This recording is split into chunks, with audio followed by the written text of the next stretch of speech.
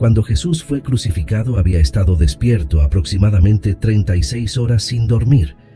Sabemos por los relatos bíblicos que Jesús era madrugador. En varios pasajes del Evangelio se menciona que se levantaba temprano para orar. No tenemos motivos para creer que hizo algo diferente el día de su última cena con sus discípulos. Probablemente se levantó temprano esa mañana, pasó el día y cenó con sus discípulos esa noche. La última cena en el aposento alto fue seguida por su arresto en el jardín de Getsemaní y su juicio en la antigua ciudad de Jerusalén al menos 2 veces al día siguiente, al amanecer.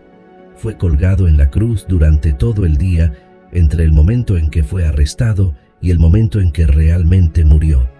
Pasó aproximadamente 36 horas sin dormir ni descansar. Además, debemos considerar la distancia que Jesús caminó por la ciudad vieja de Jerusalén. Fue llevado desde la casa del sumo sacerdote hasta Herodes y luego a Pilato durante su juicio. Si sumamos todos los trayectos, caminó aproximadamente 2,5 millas esa noche. Lo mejor que podemos determinar por los relatos históricos es que Jesús llevó su cruz alrededor de 1/3 de milla antes de colapsar y no poder soportarla más. Estos son esfuerzos físicos significativos que generan estrés en una persona. Ahora, hablemos de un fenómeno llamado hematidrosis. La hematidrosis es una enfermedad médica muy rara que se ha reportado entre 12 y 14 veces en la literatura médica mundial. Se observa solo en personas que están sometidas a un tremendo estrés y agonía.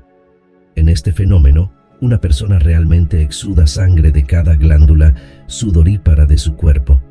Cada glándula sudorípara tiene un pequeño capilar que la rodea y en la hematidrosis ese capilar se rompe, haciendo que la persona sude sangre en lugar de sudor. La Biblia describe este fenómeno diciendo que el sudor del Señor se convirtió en gotas de sangre. En realidad, la sangre resumaba y drenaba de cada poro del cuerpo de Jesús. Ahora creo que Cristo era tanto hombre como Dios. Él sabía el terrible destino que le esperaba. Él comprendía la tarea que había venido a realizar en esta tierra y la misión que debía cumplir. Creo que la parte humana de Cristo temía la muerte agonizante y la tortura que le aguardaban, tal como cualquier persona lo haría.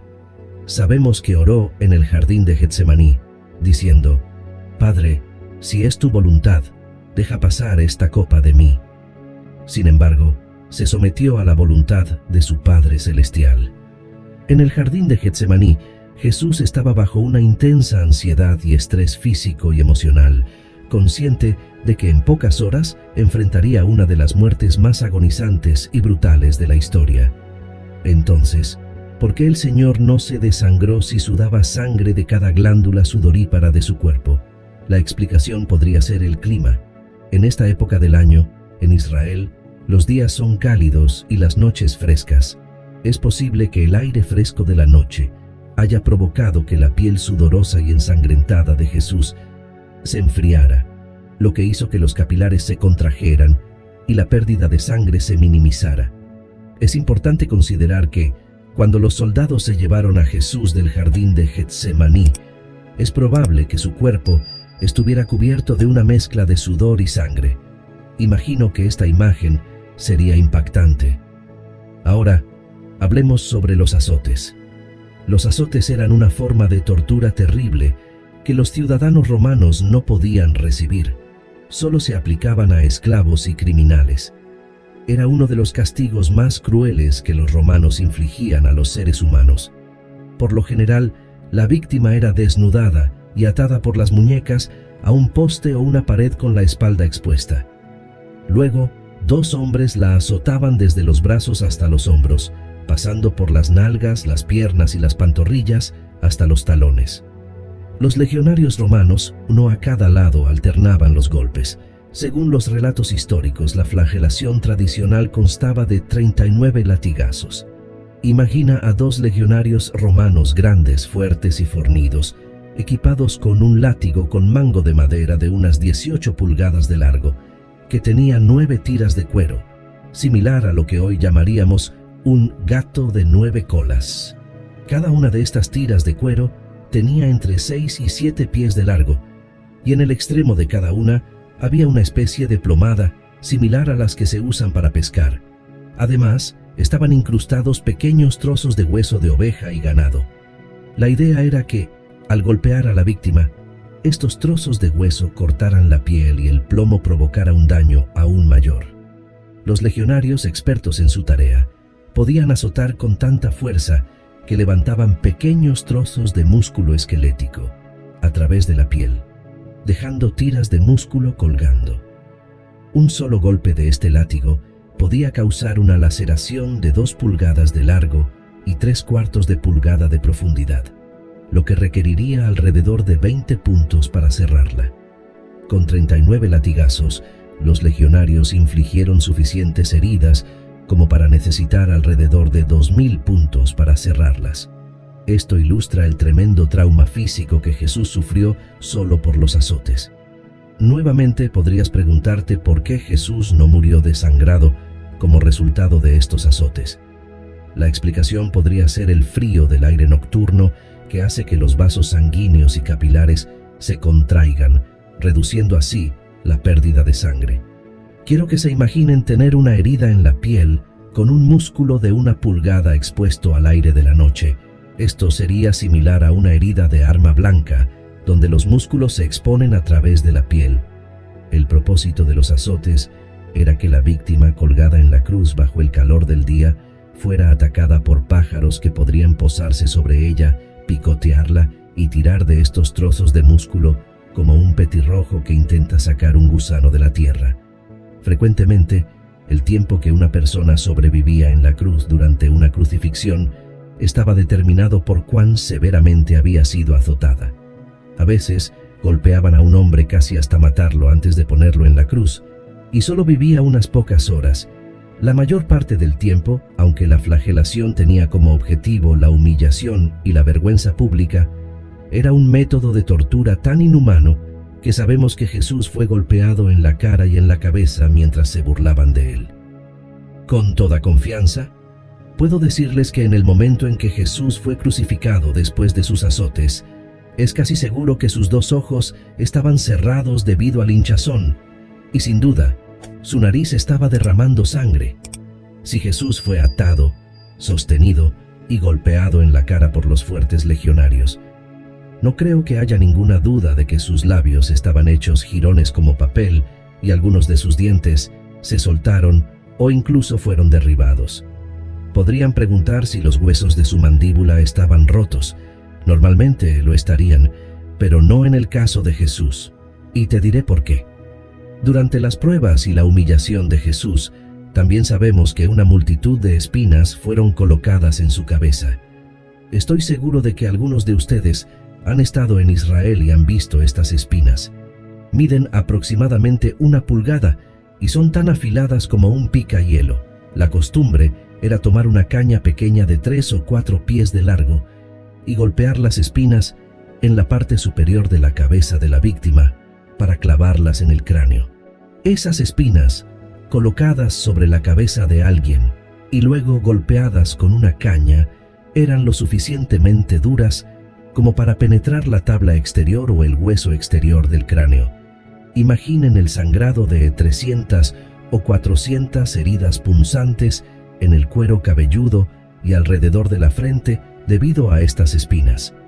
Así que, antes de que Jesús diga que la crucifixión comienza, su rostro había sido golpeado hasta convertirlo en pulpa. Sin duda sus ojos estaban hinchados, cerrados, su nariz está ensangrentada, y les recuerdo que cada porción de piel está mojada y resuma sangre, cada superficie visible en el buen Señor Jesús. Estoy seguro de que estaba cubierto de sangre seca, como un pastel.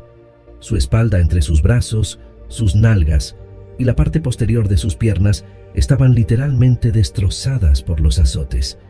Esta era la forma en que Jesús estaba antes de que le dieran su cruz y se dirigiera al Calvario. No es una de las cosas con las que discrepo de los agnósticos a quienes he escuchado debatir esto. No creo que el Señor haya muerto por shock o por pérdida de sangre. No hay nada de lo que Jesús dijo en la cruz, nada en la descripción de la crucifixión, en cualquiera de los evangelios, que nos dé una idea de que Jesús estaba en shock antes de morir. ¿Cómo sé que cuando alguien recibe un disparo o es atropellado por un automóvil, no está sentado y hablando contigo? Sus ojos están vidriosos, el color es pálido, su presión arterial es de aproximadamente 60 sobre nada y apenas están conscientes. Si es que están conscientes. ¿Ves? Jesús nunca perdió el conocimiento. No hay nada en la descripción de sus pruebas, sus azotes o su tiempo en la cruz que nos diga que era incoherente mentalmente o perdió el conocimiento. Y algo más, un estrés físico. Todo lo que la Biblia nos dice sobre la vida de Jesús es que él era un hombre sano de unos 30 años que vivió una vida difícil, no tenía una casa, probablemente dormía afuera y caminaba a todos lados. Probablemente era, como diríamos, tan duro como un nudo de pino. Creo que Jesús era un joven vigoroso, muy fuerte y corpulento esencialmente, y que no había nada débil o insignificante en él desde un punto de vista médico antes de la crucifixión en cuanto a estrés emocional. No creo que Jesús haya tenido ningún tipo de crisis nerviosa. Ciertamente, estaba bajo estrés en el jardín de Getsemaní, pero nada de lo que dijo en la cruz dio indicación alguna de que se estuviera descompensando mentalmente, incluso durante sus horas más graves en la cruz. También escuché debates sobre la arritmia cardíaca como causa de la muerte de Jesús. Cuando las personas entran en arritmia cardíaca, ya sea taquicardia ventricular u otro tipo, una de las primeras cosas que sucede es que el corazón, aunque late rápido o de manera irregular, no funciona bien como una bomba. Cuando el corazón no funciona bien, la presión arterial baja y se pierde el conocimiento. Nuevamente, en ninguna parte de los evangelios tenemos un relato donde Jesús alguna vez haya perdido el conocimiento hasta su muerte. Hablemos de la cruz por un momento. Sabemos por los corintios en la historia romana que las cruces generalmente estaban en dos partes. Primero, según relatos históricos confiables, se estima que el travesaño pesaba entre 125 y 150 libras. Tenía que ser aproximadamente del tamaño de una traviesa. Muchos de nosotros hemos apilado o usado traviesas en algún momento, o ciertamente hemos visto cómo se ven en las vías del ferrocarril. Quiero recordarles que se trataba de una pieza de madera tosca, sin planificar y sin terminar, con astillas, púas y lugares ásperos tal como esperarías ver en una traviesa de ferrocarril. Cuando la víctima había sido condenada y el juicio final había tenido lugar para maximizar la vergüenza y el sufrimiento, la costumbre era atar el travesaño a la víctima y hacer que lo llevara por la ciudad desde su punto de condena hasta su punto de ejecución. Parte de la costumbre de ejecución era que muchas veces estas personas estaban obligadas a tambalearse por las calles después de ser golpeadas y quemadas con el travesaño atado a sus brazos. Y para agregar a la humillación final, la víctima tenía que cargar la cruz desnuda. Imaginen qué humillante era eso. Sería en estos días, y mucho menos cuán humillante y agonizante debe haber sido para Jesús. La otra parte de la cruz era una parte vertical, como un poste en el suelo. Cada ciudad importante en ese momento tenía un área fuera de las puertas donde realizaban crucifixiones. No era solo una forma de ejecución, sino de entretenimiento. Además, una vez que la persona condenada llevaba el travesaño por las calles hasta el punto de la crucifixión y estaba en el suelo, se clavaban los clavos. Las manos se colocarían en el travesaño, luego se colocarían dos piezas en forma de horca alrededor de cada extremo del travesaño y se levantarían hacia arriba. El travesaño se colgaría en la parte superior del poste vertical. Una vez que estuviera apoyado en el poste vertical, ambos pies se clavarían al pie de la pieza. Los romanos practicaron la crucifixión durante cientos de años y perfeccionaron el arte del dolor y el sufrimiento. ¿Cómo podía un hombre tener púas clavadas en sus manos y pies y no desangrarse hasta morir? Los romanos descubrieron que si clavaban una púa a través de la muñeca de un hombre justo en el medio, podían evitar golpear cualquier arteria o vena. Si vuelves atrás y miras la palabra hebrea para mano, incluye desde las yemas de los dedos hasta aproximadamente donde tu reloj de pulsera cruza tu muñeca. Entonces la mano no necesariamente significa la palma, podrían clavar una púa en la palma de un hombre y colgarlo de ella sin sacarla entre sus dedos. Es un hecho médico aceptable que el músculo de la palma no es lo suficientemente fuerte como para soportar el peso del cuerpo. Para poder clavar púas a través de las manos del Señor, tuvieron que atravesarlas por la muñeca. Hay un ligamento fuerte llamado ligamento transcarpiano, que es lo suficientemente fuerte como para soportar el peso del cuerpo. Los romanos descubrieron que si clavaban la púa justo donde estaba el pliegue en la muñeca, no dañarían la arteria radial, que es la arteria que la gente corta cuando intenta suicidarse cortándose la muñeca. También evitarían la arteria cubital en el lado del dedo meñique. En lugar de eso, el clavo pasaría a través del nervio más grande de la mano, llamado nervio mediano. Si alguna vez has tenido el síndrome del túnel carpiano, sabes lo incómodo que puede ser cualquier inflamación e irritación en ese nervio. Cuando se secciona el nervio mediano, se siente como si tuvieras un cable eléctrico pegado a la muñeca, con una descarga eléctrica constante atravesando la mano y haciendo que los dedos se entumezcan. En esencia, los romanos idearon una forma de atravesar la mano de un hombre sin perder ni una gota de sangre, mientras maximizaban la cantidad de dolor y sufrimiento que podía soportar. Los romanos aplicaron el mismo principio a los pies. Calculaban dónde podían clavar un clavo a través de ambos pies de un hombre sin causar una pérdida de sangre que llevaría a la muerte de la víctima. La punta se habría colocado entre el primer y segundo metatarsiano, evitando la arteria dorsal. Nuevamente, clavaron la punta a través de los pies sin causar pérdida de sangre. Esta punta no alcanzaba la arteria, pero sí golpeaba los nervios plantares, causando la misma horrible sensación de shock. Ahora hablemos de Jesús colgado en la cruz. Cuando está colgado de sus brazos, el peso de su cuerpo se hunde hacia abajo. Su diafragma funciona como un fuelle. Cuando cae hacia el abdomen, aspira aire. Para alguien colgado en la cruz, no había dificultad para introducir aire en sus pulmones. Lo más difícil era exhalar. Para exhalar tenían que tirar de las púas con las manos y empujar hacia arriba con los pies. Imagina a Jesús colgado en la cruz, probablemente desnudo frente a toda la ciudad de Jerusalén. Su espalda estaba hecha jirones, lacerada y acribillada. Cada vez que respiraba, su espalda se rozaba contra las astillas y las protuberancias ásperas que sobresalían de la cruz. Cada vez que exhalaba o hablaba, tenía que levantarse con los brazos y empujar hacia arriba con las piernas. Por eso, cada palabra que Jesús habló en la cruz fue pronunciada mientras luchaba contra los clavos y el dolor de su espalda rozando la cruz. Cada palabra que salió de su boca fue un sacrificio, y por eso cada palabra que dijo es tan preciosa para mí. Sé cuánto le costó y cuánto dolor sintió. Cada vez que pienso en esto, me recuerda cómo murió por nosotros y cómo cada palabra le causaba dolor, y cómo sufrió solo para darnos esas palabras que pronunció. Dijo, «He aquí a tu hijo», y luego dijo, «He aquí a tu madre». Mira a Jesús. Sabía que había completado su obra y había hecho todo lo que había venido a hacer en este mundo. Finalmente, cuando había hecho todo eso, dijo, «Está terminado».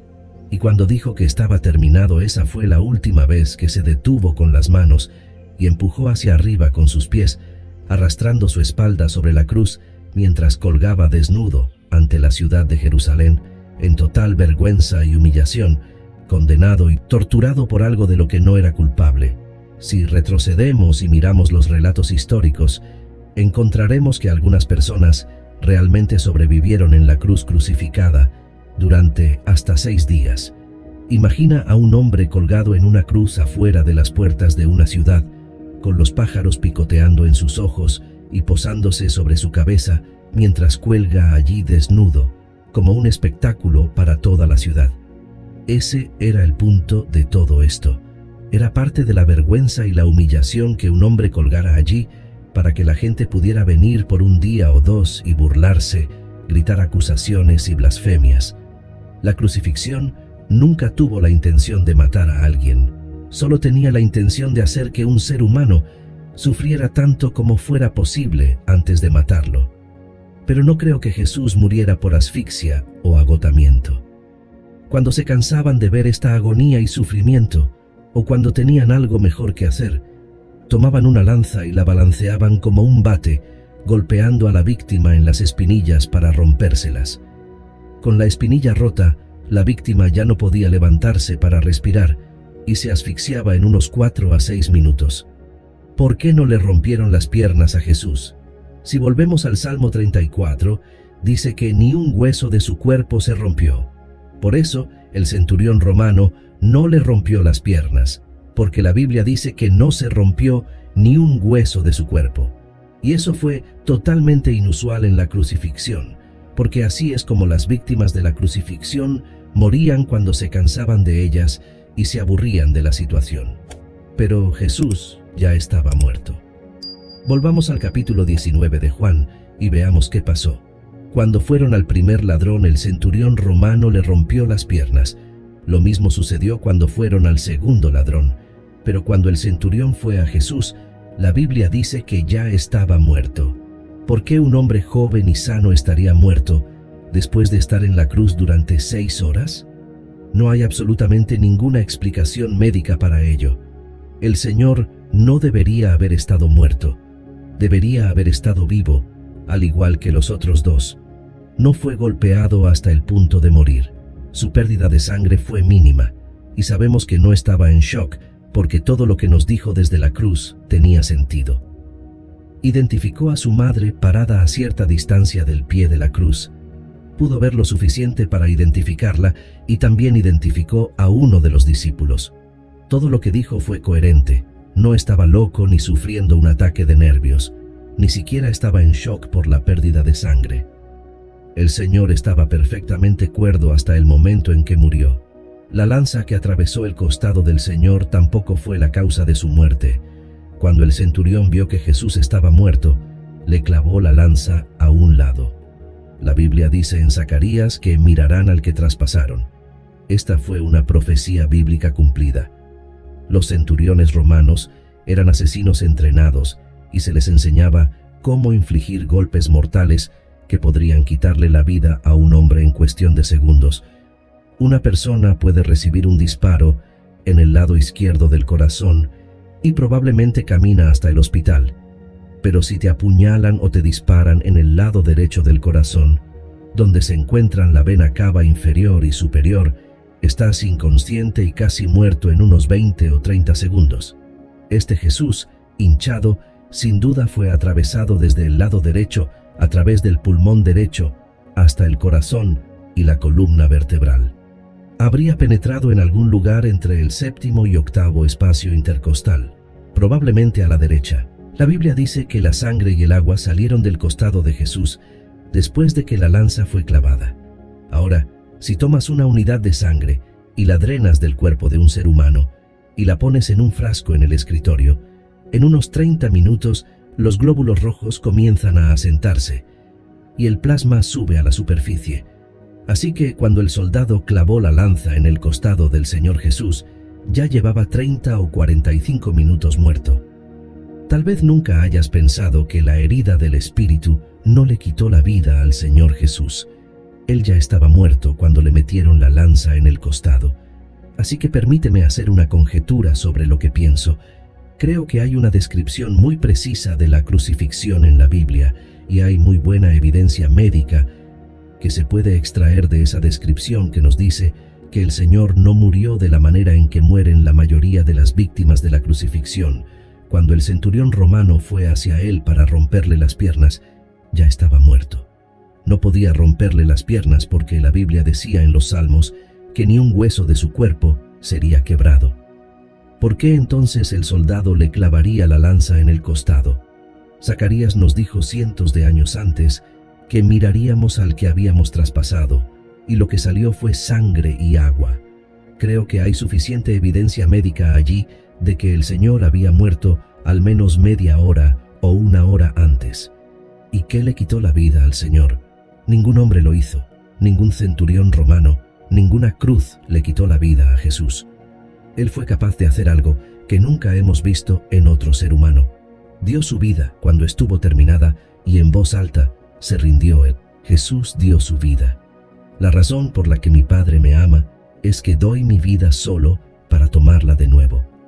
Mira, nadie me la quita, pero la entrego por mi propia voluntad. Tengo autoridad para entregarla y autoridad para retomarla. Este mandato lo recibí de mi Padre en Juan 10, 17, 18. Estoy profundamente bendecido porque nuestro Señor vence la muerte y la vida. Amén, amigos míos. A través de este video, espero revelar algunas cosas que nos harán meditar sobre el sufrimiento real que Jesús experimentó en las últimas horas de su vida.